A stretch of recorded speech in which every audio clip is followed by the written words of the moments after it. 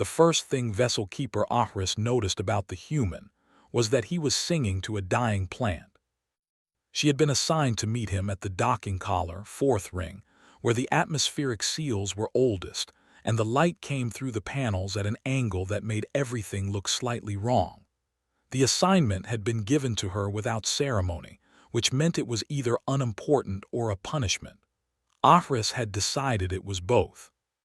She had prepared herself for the human the way one prepares for something unpleasant, by reading everything available and allowing it to be worse in imagination than in fact. The Vethkai archives described humans as a persistent species, hunters who had crossed a world on foot rather than wait for prey to return, who had eaten things that were not food when food ran out, who had watched members of their group die and continued moving. The archives were careful to be neutral. The elders who had assigned her were not. They contaminate everything they touch, Elder Vajri had told her. You will keep him away from the biogardens. The human came through the docking collar carrying too much. A pack on his back, a smaller bag across his chest, and in his left hand a sealed container that he held slightly away from his body with a care that Ahhris recognized after a moment as the way the Vethkai carried things that were fragile and alive. His name was Corvo. He was shorter than she had expected. His hair was the color of dry soil. He stopped when he saw the corridor's far wall, where the root lattice of the station's oldest growing vine had spread across the panels in patterns that the Vethkai understood as a kind of scripture. The vine was dying. It had been dying for 3 seasons, and the elders had not yet decided whether intervention was appropriate or whether it was completing a natural cycle that should be honored by witness rather than interference. Corvo looked at it for a long moment, and then he began to hum. It was not the sound she had expected from a persistence predator. It was low and even, with a repetition in it that reminded her of the way junior vessel keepers recited water balance equations to calm themselves during drills. He was not looking at her. He was looking at the vine. "Vessel Keeper Ahhris," she said, because someone had to speak first. He turned. "Corvo," he said, and put out his hand. She had read about this. She kept her own hands at her sides, which was the Vethkai refusal of physical greeting, and watched his hand withdraw without apparent offense. He noticed her noticing, and did not explain himself, which she appreciated more than she expected to. "The vine," he said. "How long?" "That is not a matter for the docking corridor." "Of course." He looked at it once more briefly and then followed her. She gave him the quarters assigned to off-station diplomats, which were on the outer ring where the light was brightest and the air moved most freely. The Vethkai had built their station to breathe. Every corridor had circulation channels built into the walls, and the sound of moving air was constant, like the station thinking to itself. Corvo stood in the center of his quarters and listened to it for a moment with his eyes slightly closed, and Ahhris, watching from the doorway as protocol required, found herself wondering what he was hearing. He put down his bags with care. From the chest bag, he removed the sealed container and set it on the floor near the light panel. Inside the container, Ahhris could now see, were small parcels of soil, dark, dense, different from the hydroponic substrate of the station. He also removed a journal with a worn cover, 3 small tools she did not recognize, and a cloth that he spread on the floor before setting the soil containers on it. "You brought soil," she said. "Seeds," he said. "The soil is just transport." That night in her keeper's log, Ahhris wrote, "He treats his equipment the way we treat relics, with both hands, with attention. I do not know yet what this means." He worked for 6 days without sleeping. Ahhris counted. She counted because her role required documentation of the envoy's activities, and she documented because to not document would have been to admit that she was watching him for reasons that had nothing to do with protocol.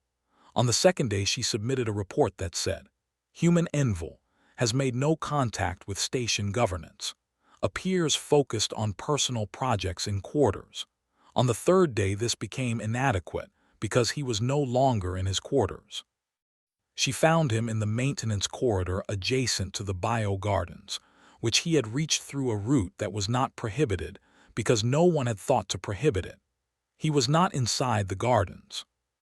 He was pressing his bare hand against the external wall panel through which the root lattice of the dying vine extended, feeling the partition between himself and the growing thing with an expression that Ahhris had seen only on junior vessel keepers during their vigil days, when they were required to sit with whatever was dying in the gardens and be present for it. "This is adjacent to a restricted area," she told him. "I know," he said without removing his hand. "I'm not inside it." "You are touching the partition." "Yes." She stood there. He did not move. The station breathed around them. "What do you want with it?" she asked finally. He was quiet for a moment. "I want to understand why it's dying," he said. "I've worked with vines like this before. Not this species, not this world, but the same kind of problem, a living thing in a closed system that's lost something it doesn't know how to ask for. The elders are deliberating on whether intervention is appropriate." "How long have they been deliberating?" She did not answer, because the answer was 3 seasons, and something in the question made her feel the weight of 3 seasons differently than she had before. On the 4th day, he came to her directly and asked to enter the bio-gardens. She refused. On the 5th day, Elder Vajri reviewed the envoy's diplomatic credentials and ruled that an observational visit was within the parameters of the Vethkai's treaty obligations. Ahhris conveyed this ruling to Corvo with the neutrality she had been trained to maintain. He went into the garden and did not touch anything. He walked the rows of the hydroponic beds with his hands clasped behind his back, which she recognized as a deliberate performance of restraint. He looked at the root lattice where it emerged from the walls into the growing space, brown and brittle at the newer growth tips, and crouched down to see it at eye level. He smelled the air in the way that Ahhris associated with the elder who tended fermented compounds, a professional inhalation, assessing. "The nutrient solution," he said. "When did you change the mineral balance?" She checked her records. "Approximately 4 seasons ago. The previous compound was sourced from an off-station supplier that ceased operation." He nodded slowly. "You switched to a cleaner compound." The new compound met all standard nutritional parameters. "For what species?" The question sat between them. She did not know the answer. She checked her records more deeply and found that the standard parameters had been adapted from a Vethkai botanical guideline developed for a species of ornamental vine that was not, in fact, the same family as the root lattice. The original compound, the one that the off-station supplier had formulated, had been developed specifically for this vine, on this station, over 40 years of accumulated adjustment. No one had known this, because the knowledge had lived in the supplier's records, which were gone. The filtration failure happened on the 6th day, near the end of the maintenance cycle, when Ahhris was in the records room and Corvo was in the bio-gardens with special observational permission he had been granted after she, and she documented this carefully, had recommended the extension. The alarm was a rising harmonic in the station's breathing, a sound the Vethkai recognized the way they recognized a change in a person's voice. Ahhris was running before she processed the meaning.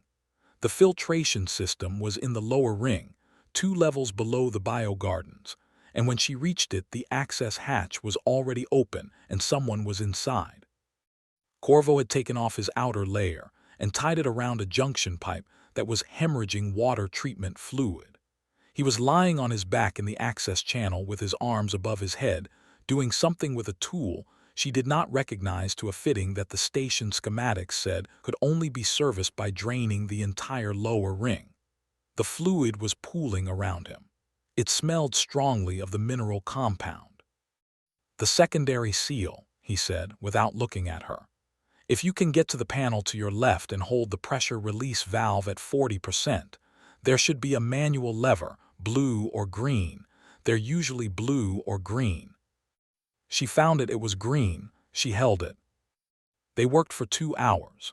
The Vethkai repair crew arrived 40 minutes in, and Corvo directed them without raising his voice, translating between his jury-rigged seal and the station's actual schematics with a fluency that should not have been possible for someone who had been on the station for 6 days. He had, she realized, memorized the schematics. For his own reasons, in his own time, he had learned the bones of a place he was only visiting. When it was over, he sat on the floor of the maintenance corridor soaked in mineral compound and looked at his hands. "The soil samples," he said. "In my quarters, the mineral profile, if your formulators could look at it." "I will arrange it," Ahhris said. She did not yet have a word in the Vethkai language for what she was feeling. She would think about this for a long time. The garden bloomed on the 41st day. No one had asked it to. It happened quietly, which was characteristic of the root lattice vine. The Vethkai did not, as a matter of practice, spend time in the biogarden simply watching. The gardens were systems to be maintained, sacred in their function, approached with purpose and departed from efficiently. It was Corvo who noticed because he was the only person who spent time in the gardens without a task. He sat with them. He brought his journal. He was, as far as Ahhris had been able to determine, simply present. He came to find her when the first flowers opened. He said only, "Vessel keeper," and then he led her there. The vine had extended 6 new growth tips overnight, each one with the characteristic curl that indicated healthy terminal growth, and at 3 of those tips the small white flowers were open. They were nothing spectacular, small, waxy, faintly fragrant. The station records indicated they had last bloomed 14 years ago. No one currently serving on the station had seen them. Ahhris stood in front of them for a long time. The judgment circle was called 2 days later, which meant that Corvo had been correct to expect it would come. The elders had watched all of this: the unsanctioned presence near the partition, the observational visits, the soil samples delivered to the formulators, the new mineral solution developed and slowly introduced to the root system over 6 weeks. They had watched Corvo spend time in the gardens without productivity, which was a thing the Vethkai had no category for. Elder Vajri called it dwelling. She said the word the way one describes a symptom. Ahhris gave her testimony first.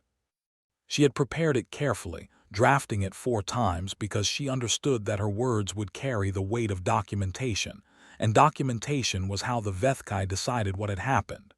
She stood in the circle and reported what she had observed with precision: the dates, the actions, the decisions, the outcomes. She reported the soil samples. She reported the filtration repair. She reported the journal, the seeds, the singing. Elder Vajri asked, "Did the human touch the root lattice with his bare hands?" "On one occasion, the exterior partition, not the root lattice directly." "Is this a distinction you believe matters?" Ahhris looked at the vine through the garden window. The flowers were visible from here. "Yes," she said, "I believe it matters." The elders turned to Corvo.